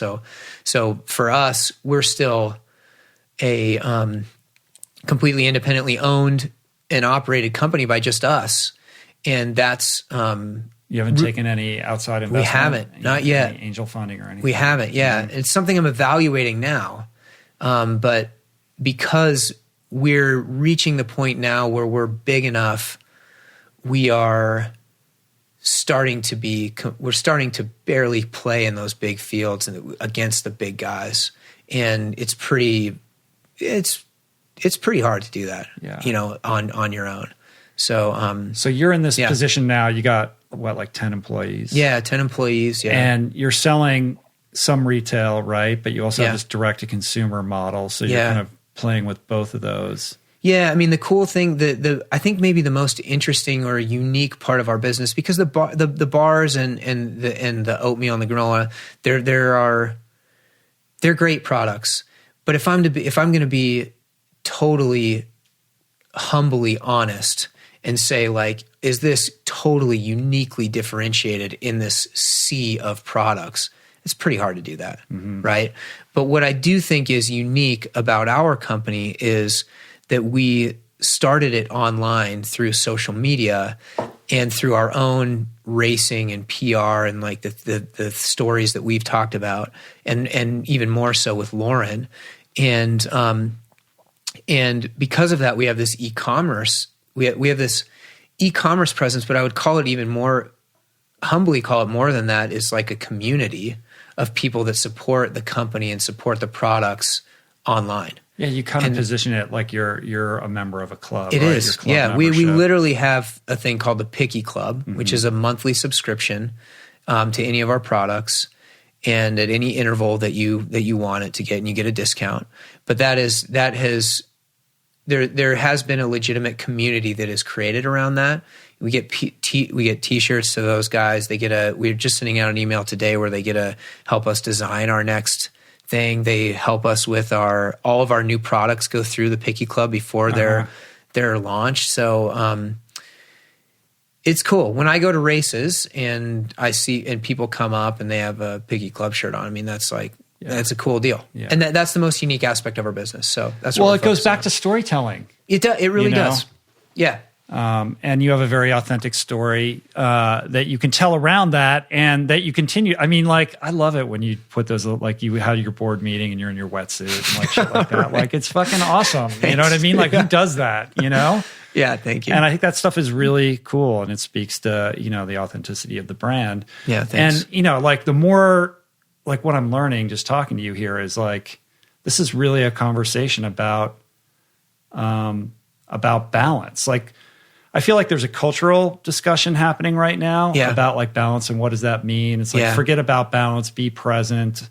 And then when you're talking to like endurance athletes or ultra endurance athletes, it's like, these are not balanced people. Yeah. But I'm getting like this super balanced vibe from you, like that you feel like you're doing your best when everything is kind of operating, like when all these gears are kind of churning. Yeah. In a healthy way. Yeah. I mean, maybe, I don't know if balance is the right word for it or not, but I think it is like a healthy interweaving of various aspects of life, and ultimately feeling, at the same time, you could say my life is not balanced. I don't rest that much, right? I mean, you're a professional triathlete, an entrepreneur. Yeah. You got 2 kids. One is 1.5, so you're probably not sleeping at all. Yeah. Like, this is not a So it's not like it's I'm working really hard. I'm doing a lot of stuff, but I think what I'm trying to do is not is simultaneously not sacrificing so much of one thing at the benefit of another, but then simultaneously allowing some sacrifice of each of those things to benefit each other. You have to be okay. Yeah, with exactly. Things kind of going sideways in every category a little bit to maintain your sanity. Yeah, exactly. Yeah. So what have been some of the big lessons that you've learned along the entrepreneurial journey that you've been on? Oh man, I mean, starting a business. Oh my God, it has been such. It's been so hard. Because it seems like really straightforward. Like you have a recipe, you make these bars, you wrap them up, and you sell them. The number one, and it's funny because Lauren called me on the way here. I was in the car for an hour and a half on the drive over here, and she was like, "You should feel comfortable saying whatever you want." And the number one thing, the number one lesson I've learned is, if possible, don't start a company with your wife. In all fairness, and Lauren is amazing, and she knows that I believe that, and incredibly talented, and she brings so much to me personally and to Picky Bars and everything else. But man, there are a lot of hats to wear when you're trying to balance that in a business. And as this business has become more than just us, like you said, now 10 employees, thousands and thousands of customers, it's there are stresses that go along with that are almost impossible to completely separate from the house. And that you can't come home and turn it off, and it's so hard. And so that's been really tough. That's been the hardest, the biggest downside of it for sure, as the toll it's taken on Lauren and I's relationship. And then to a certain extent, I'm super proud of how to be perfectly honest, how we're still together and how we've navigated that and still strong and healthy as a result of that. But it has not been easy. So that's been one of the biggest things. I mean, as somebody who, works, I work with my wife as well, not on everything, but on some things. Yeah, totally. And it's super challenging and hard. We're very different people. And then when we're home, it's like, it's very difficult to talk about anything else. And you have to make a really conscious effort to create boundaries around that kind of stuff. Because if you don't make cultivating your relationship the first priority, then it's all a house of cards. It's all going down. Ticking time bomb. And it's even worse, as you know, when you have kids too, because that amount of time that you get together is compressed even more, and then the's all this pressure that it has to be meaningful. That's true. I mean? Totally. Lauren and I are doing our date nights, we do a date night every week. And at first it was it felt a little bit pressureful, like, oh, this is our one chance. We've got 3 hours here, and now we've luckily settled into a groove where it's like, okay, let's just do what we want. It's no big deal. But I can't remember what it was her or you shared, like you went and saw the Sundance shorts for one of those date nights. And then they're all like about, horrific, the Oscar human shorts. Rights. Yeah. Nothing against the people that created those films, because I can, you can say they're great. From a filmmaking standpoint, they're great films.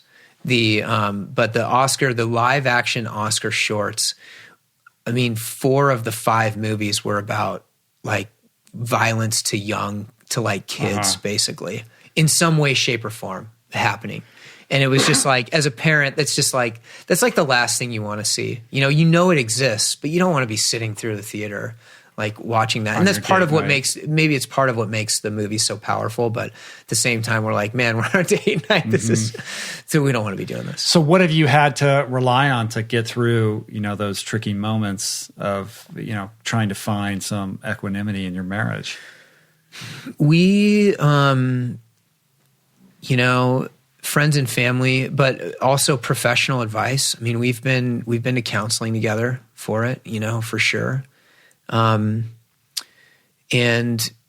just a lot of communication, and luckily, like ultimately this kind of foundation is like rock solid, foundation to our relationship, that it's like, oh man, even if we're deep into, screaming or whatever about something, it's still there, and you just do your best not to, to navigate it as positively as you can. And I think hopefully, luckily, we're through the worst of it.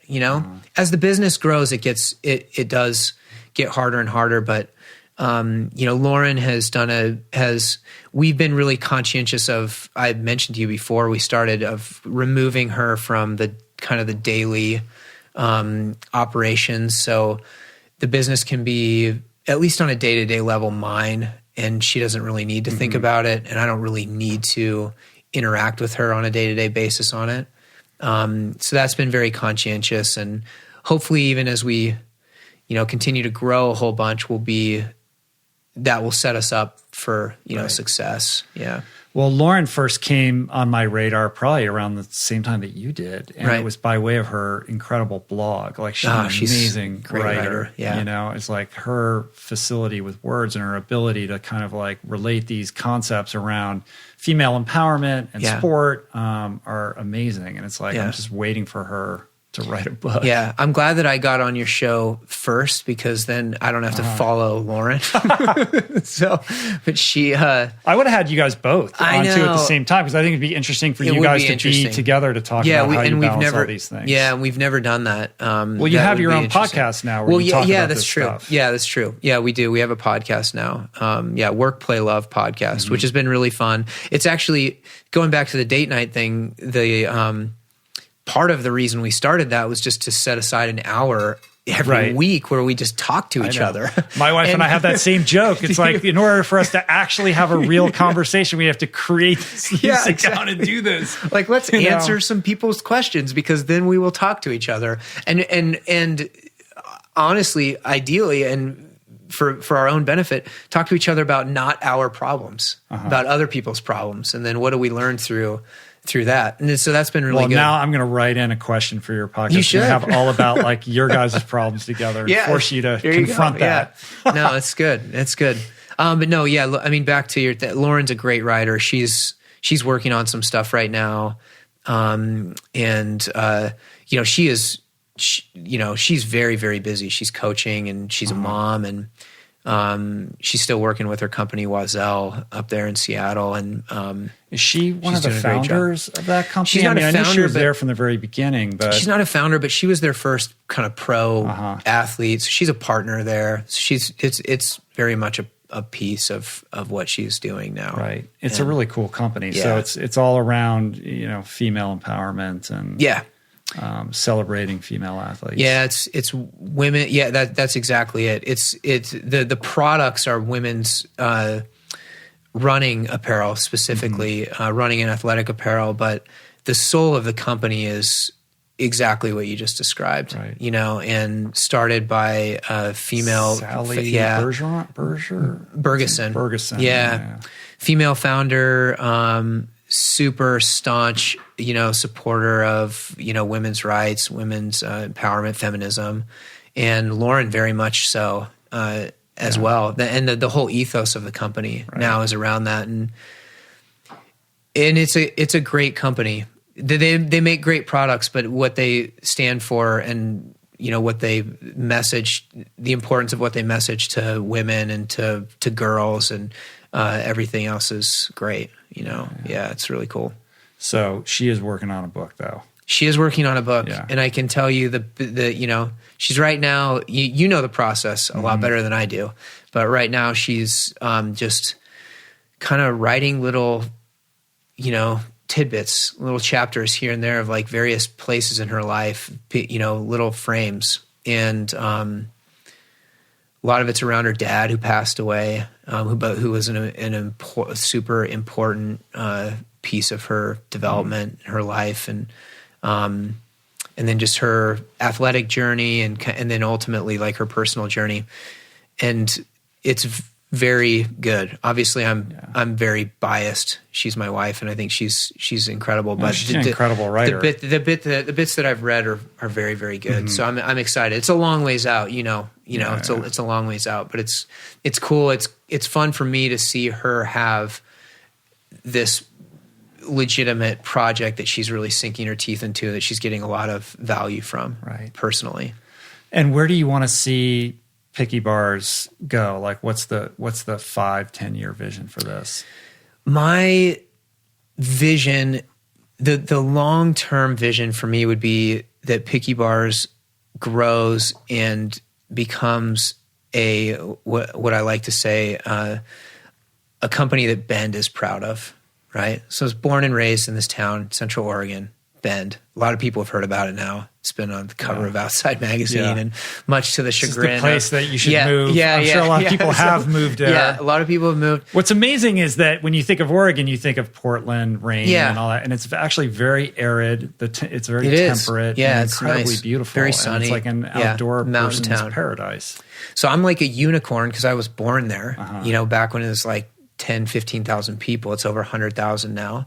But for me personally, the most proud I could feel about something, a result of the company of Picky Bars would be the impact that it could have on that community, and basically be like, can we be 100-person company there that's making great products that impact people positively, telling stories that impact people positively, all of our customers, but then also that's impacting the community with awesome jobs and giving back. And so to me, that's like the end goal, the dream. There are some companies that exist like that in Bend that I'm modeling some of it off of. And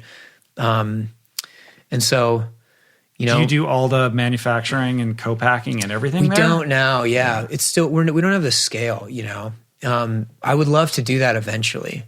And that would bring a whole bunch more jobs into Central Oregon, which would be awesome. In addition to, it would be cool just to have, 100% control over of our supply chain top to bottom. But, but you have to be quite a bit bigger, which is the plan, And so, we're hoping to grow. We're really focused on that, on building that Picky Club community ultimately, and that e-commerce side, because for two reasons. One, because it's so ludicrously expensive to get into distribution, because you're competing against all those guys that have 10, 15 million bucks behind them. Yeah. And then, but secondly, because that's our wheelhouse, building and creating creating that connection, creating that community online. Like, that's what we know. Yeah. I'm not going to pretend to know how to be in Safeway, but being on the shelf in Whole Foods, it's there's so many middlemen. It's so cost prohibitive that it just becomes like an advertisement. You're not making any money. It really is. And we've experienced that, bits and pieces, because we do have some distribution here and there. But so I'm really focused on that e-commerce side, that Picky Club specifically, the kind of the content and the community curation that goes into making that. Right now, it's a very valuable and I think cool and unique subscription service that does have some value outside of this subscription to the products itself. But I really want to build that into like something that's much, much more than just the delivery that you get, What are some things that you've learned from your experience being a professional athlete that have benefited you as an entrepreneur, as a business owner? The biggest thing would just be just to keep going, just push through.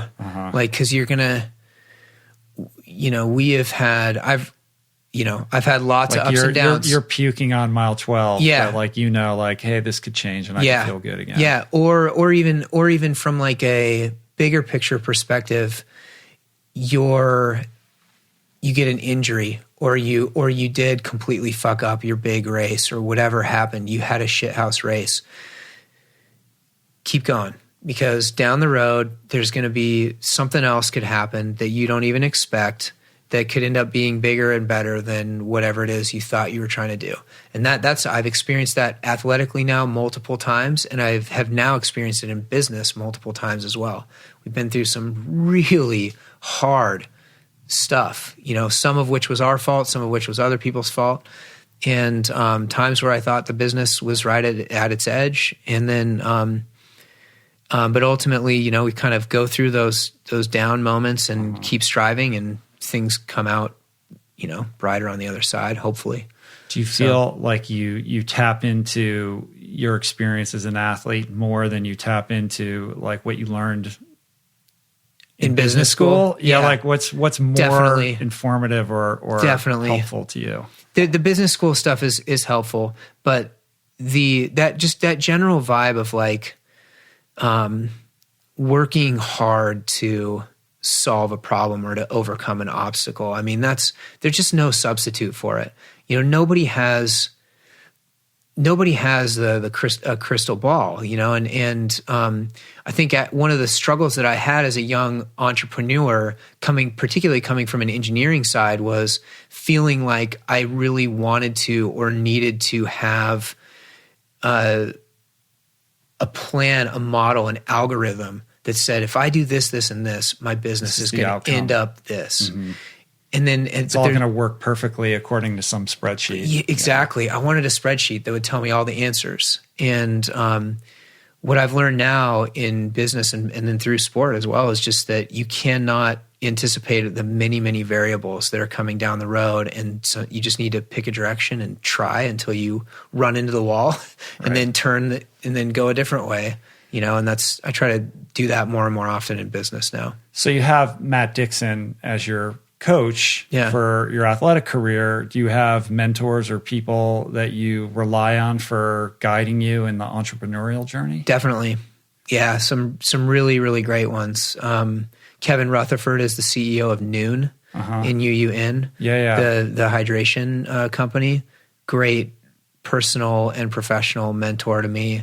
Scott Allen is the CEO of Hydro Flask. It's just, they make the insulated water bottles. Both those guys have been awesome, very impactful to me on a professional level. And I've got a few others. I've got Al Cochran as a guy from my business school times who's still an advisor to me. And I reach out to people a lot. Way more than I used to. I used to be really feel like I needed to be able to figure it out on my own. Mm-hmm. And now I'm like, as soon as I'm probably almost annoyingly so, as soon as I run into a problem, I'm like, oh, who do I know that knows this and who can I reach out to? I think those relationships are really important in business though, because particularly owning and operating a company, because it's so unique. There are so few people that are at that level of it that I just find it very valuable to get insight from people that are experiencing those same things. Like weathered that same scenario. Yeah, exactly. So when you're talking to, young business school students or entrepreneurs, other than like, look, man, you got to like stay in it to win it. Like what is some of the guidance that you like to, wisdom that you... Well, those two things that we just mentioned would be the next two most important, which is seek out mentors. That's super, super important. I think a lot of young kids, particularly in the digital age, feel like they can just Google it themselves. And there's, I can't overstate the value of just talking to someone personally to help figure out whatever problem it is you're trying to solve. And then the second thing was related back to what we said, which is don't get hung up on trying to know all the right answers. I think that's the biggest thing that keeps young entrepreneurs from just trying something, is feeling like they need to have it all figured out. And even you could relate that to young athletes too. Aspirational triathletes. I get that question like, how do I start? Well, pick a couple races and give yourself 6 months and just, see how it goes. And in 6 more months, you'll know 5 times more than you do right now. And in business, I think it's the same thing. It's just like, pick a direction, validate as quick as you can, and move on to the next decision with the new information that you have based on that validation. Yeah. My mom had this, and I'm sure it's probably a famous quote from somebody that I should know, but it is forever emblazoned on a cartoon magnet that goes on my mom's refrigerator that says, sometimes you just have to jump and build your wings on the way down. Right. And that's the way that I feel about business. Sometimes it's like, well, you got to go down. So you're not really sure how you're going to land, but like, let's just start going down and we'll find more as we get along. Well, that's like your first Wildflower too. It is. You know what I mean? Totally. Yeah. Like getting the bike on the, like not knowing anything about anything and just figuring it out on the go.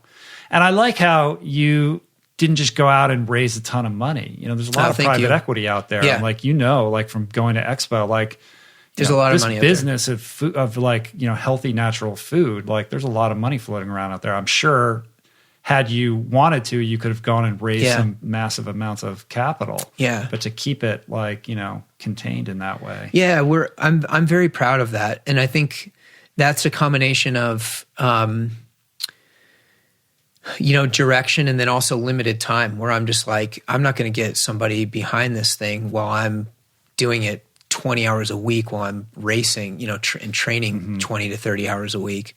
And now as I evaluate, as I'm spending more kind of full time in the business and I evaluate options, now it's like I think there is some legitimate benefit to me trying to achieve that vision by getting some appropriate partners behind it.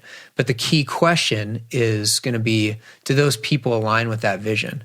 Or are they, okay, yeah, I'll help you accelerate the business, but then we want out in 3 to 4 years, and then it just chopped up and gone. The strategic, exactly. Smart money. So it's kind of fun. It's finding people that are like, yeah, we're excited about what you're trying to do here, and we're excited about the impact that can have on the community and those types of things. So ultimately, that's what I'm looking for now. But we'll see. If we don't, I don't know. I mean, it could just be that we keep doing it ourselves. I mean, we've made some really great gains just even in the last 6 or 7 months that I've been working on it full time. And, so I'm going to at least give myself a year of doing it full time and see what happens. Like, it's just crazy. Like, to listen to you is like, let's just take a moment and reflect on the fact that you've built this thing and got it to where it's at now by essentially being a part-time CEO. Yeah. You know what I mean? Like, what happens when you attune your full attention? Hopefully good things. It's like I was mentioning before. I feel like, to a certain extent, for every problem I solve, I'm kind of like uncovering another couple that I didn't know existed. But that's your job as CEO. But that's my job. Is solving problems, not like getting to a day where there are no problems. Yeah, that's like totally that day true. Will never come. It's exciting for me. It's like an athletic journey. It's having this big goal, and and feeling very personally fulfilled to see it like come to realization. There's all the same data involved. Like instead of looking back on my Strava splits, like I'm pulling up my Shopify app and I've got our sales for the day. Like how many new club members did we get? Like all that. So there's a lot of there's a ton of similarities. Like gamify that somehow. Some there platform really is. Where entrepreneurs. I look at those apps all the time. And it's the same obsession I had with my splits or data before. And but it's fun. And I do legitimately enjoy the legitimate positive feedback we get back from people. Like when we launched that I Love Carbs campaign, with the T-shirts, people that really galvanized some people. That made them feel good. They're like kind of felt like they were losing their voice in some of the craziness of some of the diet trends that they go on. And so it's cool to, I guess like simultaneously just mean something to people as well, and that's been really fun. And do it in a fun way. Yeah, totally. We're never taking ourselves too seriously. So yeah. How has, other than like bonding you with your wife, like how has this podcast journey been for you? You've been doing it for a while now, right? No, like how many episodes do you guys have? I know, it's pretty funny. I got to tell a little story about Rich, because I called you maybe like a year ago and was like, hey, that long ago? I think so. I mean, maybe 9 months, 10 months. But I was like, hey, I think, I'm thinking about doing something, creating some type of content thing, and, maybe writing, maybe doing whatever. And I feel like I remember you saying something like, well, I definitely wouldn't start a podcast. No, I don't think I said that. Maybe you did. I probably said something like it's getting crowded. And if you're going to do it, you should have like an interesting, unique angle in that's a little bit different from I'm going to sit down and interview people. Yeah, totally. Yeah. And I guess and so I'll qualify that with saying in no way, shape or form were you at all being like at all pushing back on anything that I was trying to do. You were, I should actually say, we're also thank you very much for the incredible support that you have given Lauren and I with your expertise for book writing and everything else. So but yeah, we did end up doing a podcast and it has been really fun, like it's small, it's not anything, anywhere in the realm of what you're doing here, but it's not about that though. But it's fun. Yeah, it's fun. And it's here's the thing. I think it's legitimately fun and valuable time for Lauren and I, which is cool. It justifies our time into it. If you're having fun doing it and it's adding value to your life outside of any externalities, then that's already a win. Even if it's just going into a void. With one person. Yeah, exactly. Yeah. So, and then we're getting, we get a lot of positive feedback from the content too, which is really great. I think the thing that's going to be tough for us, with the platform that we've created where we're answering people's questions is versus like interviewing people is how does it not become repetitive? How is there enough variation in the questions that you're always going to be recycling like certain themes, but it doesn't become like, it goes back to the magnet on your mom's refrigerator. Yeah. You know what I mean? Totally. Like you just keep doing it and it'll tell you what it wants to be and you'll intuitively know what those moves are. Yeah. So, but we're really enjoying it. It's still, like I said, still very, very small, but we really like it. Cool. It's been really fun. It's just a cool reason for Lauren and I to get across from a table with each other and just give each other shit, and talk about, people's stuff and then talk about the last week in our own lives and reflect on it, There is a thirst for just anything real. Yeah. You know what I mean? It's like, I think if I would say anything to you, it's just like, don't worry about like how you're lacing it with some valuable takeaway. It's just the sheer, just you guys having a real conversation in and of itself is the win. Right. And then people will automatically extract from that, something that's good advice. Their life. Yeah. That's good advice. We got to wrap this up. But I want to before we do that, I want to talk to you about like this. You just announced that you're going to be doing a marathon. Oh yeah, I did. Yeah. So this is new. Yeah. Have you ever run like a formal marathon without? No, I've run a 2:44 after a swim and a bike. Which is just insane. like you said. I can't imagine that, but like.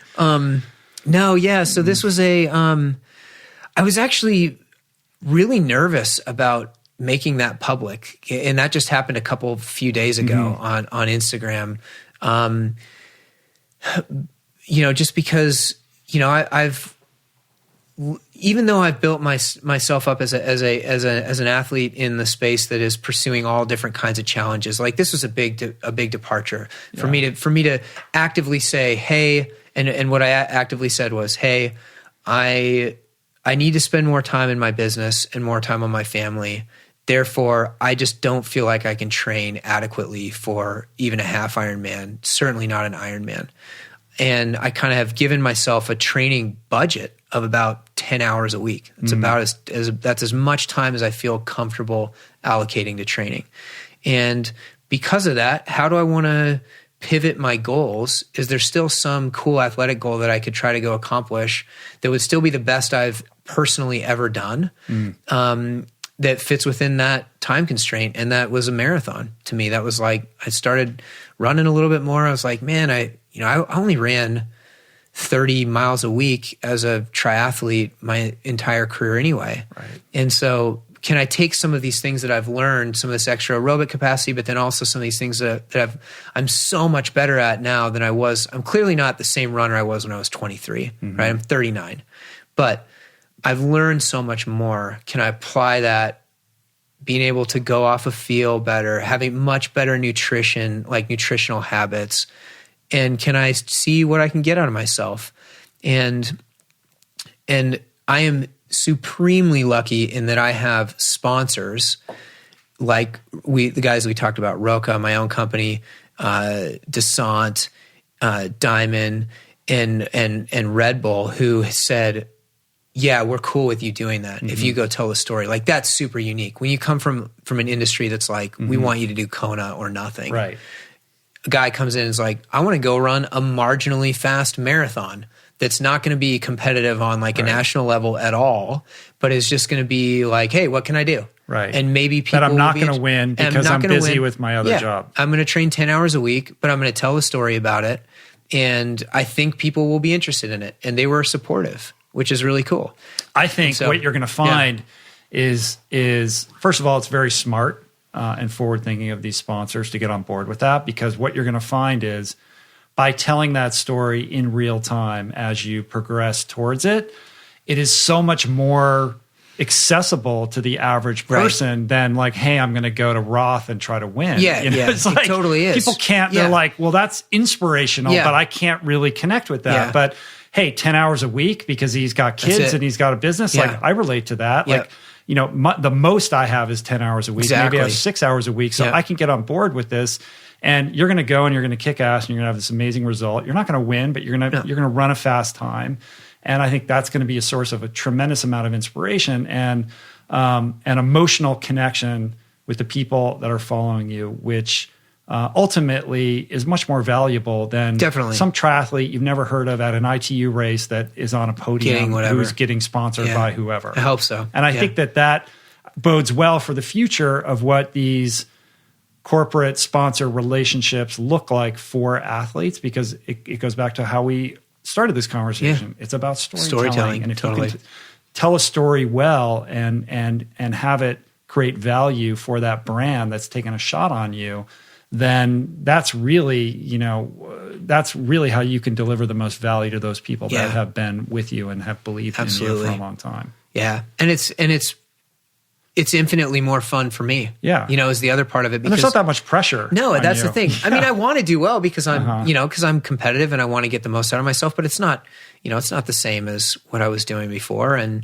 But it's also like, it's just like I said, it's a lot more fun. I mean, the triathlon, that's hard too. I mean, it's a grind. My body is, wearing down. And so this just allows me to spend more time with my family and do all those things I talked about while also doing something that's unique. And then eventually after I do the marathon, maybe there will be some other cool challenge down the road that fits within those realms too. And, we'll do see. The swim run. Oh man, that's what everybody says. Somebody told me I should try to do that with you. Yeah. Somebody was like, you should get Rich Roll and go do a swim run. So somebody said that because I honestly was like looking at races or something and somebody suggested that. I can't remember that, but that would be way too much of a mismatch because there's no way I could keep up with you. And then there's no way I'd keep up with you on the swim either. Right. The thing with the swim run for me is that you have to swim, which is kind of a bummer. Yeah. You do have to swim, but you actually don't get to run that much. Is that it's right? more like climbing over rocks and stuff like that. I mean, it's obviously completely course dependent. I mean, it looks cool. I mean, it was fun. It looks like an awesome experience. I mean, and that's ultimately like I just what you're that looking for. Now there's this whole thing and there's all these races popping up. Yeah, mostly in Europe. I mean, starting here a little bit. There's like this guy Lars Finnegar is created a little series. Yeah. And I think that's exciting and fun to just see the evolution of multisport into new and different stuff. Yeah, I think so too. So. I think going back to a little bit what we talked about with WTC and Ironman and kind of the monopolization around that, I think that there's going to be more and more appetite for less, just different multi-sport events that aren't the kind of cut and dry half Ironman, Ironman, super duper competitive. Right. Whatever. And I've got some ideas for events I'd love to have in Bend that, are just kind of off the crazy, weird multi-sport stuff that combines a whole bunch of stuff. There's the one in Bend called Pole Pedal Paddle, which is a super fun one. Yeah. I've heard of that. Did you do that? You did that one year. Yeah. Mm-hmm. So that's like super fun. It'd just be fun to find some more stuff like that. Yeah. Just don't call it a retirement. No, yeah, I know. Yeah, exactly. You're not that's retired. Transition. I know. Yeah. That's what I'm saying. I said in that post, I was like, I'm not retiring. I'm also not trying to make the Olympic team. Right. It's just I'm just going to go run a marathon as a dude that's running a marathon. See how it goes. Cool. So yeah. But you haven't announced which one yet. I think in Eugene. I think it's going to be Eugene. Yeah, I looked at Boston, which is a couple weeks before, and I actually reached out to them, and then I didn't hear back right away. And then like over the week or so that I was kind of waiting to hear back from them, I kind of was like, I don't really know if I want to do Boston. And the reason was getting my family all the way out there and everything. It just seemed like more, it goes back to like just a little bit more than I'd want to like put into it. Eugene is great. Doing it for fun. Doing it for fun. It's like pressure release as opposed to going into a pressure cooker kind of race. Yeah. I can have my family there. Picky Bars will be there. It's like just over the mountains from us. It's a great course. It's where we started Picky Bars, So it's kind of cool to go back there. And there's storytelling. Yeah, that's the thing. Yeah, it's cool. It'll be so that'll be fun. So, cool. Yeah. All right, man. Well, come back and tell me about it after you do it, all right? Yeah, absolutely. And bring Lauren next time. Yeah, we'll do. Really appreciate it, Rich. Right, Thanks man. so much. Yeah, thank you. Super fun. Yeah. If you're digging on Jesse, he's pretty easy to find. Yeah. Jesse Thomas. Yeah. On Instagram is probably the best place. Yeah, Jesse M. Thomas. Jesse M. Thomas, that's right. Yeah. And pickybars.com. Yeah, pickybars.com or at pickybars on social. So, yeah, cool. We're all out there. Yeah, I appreciate it. Awesome, man. Yeah. Thanks, dude. Awesome. Yeah. All right. Peace.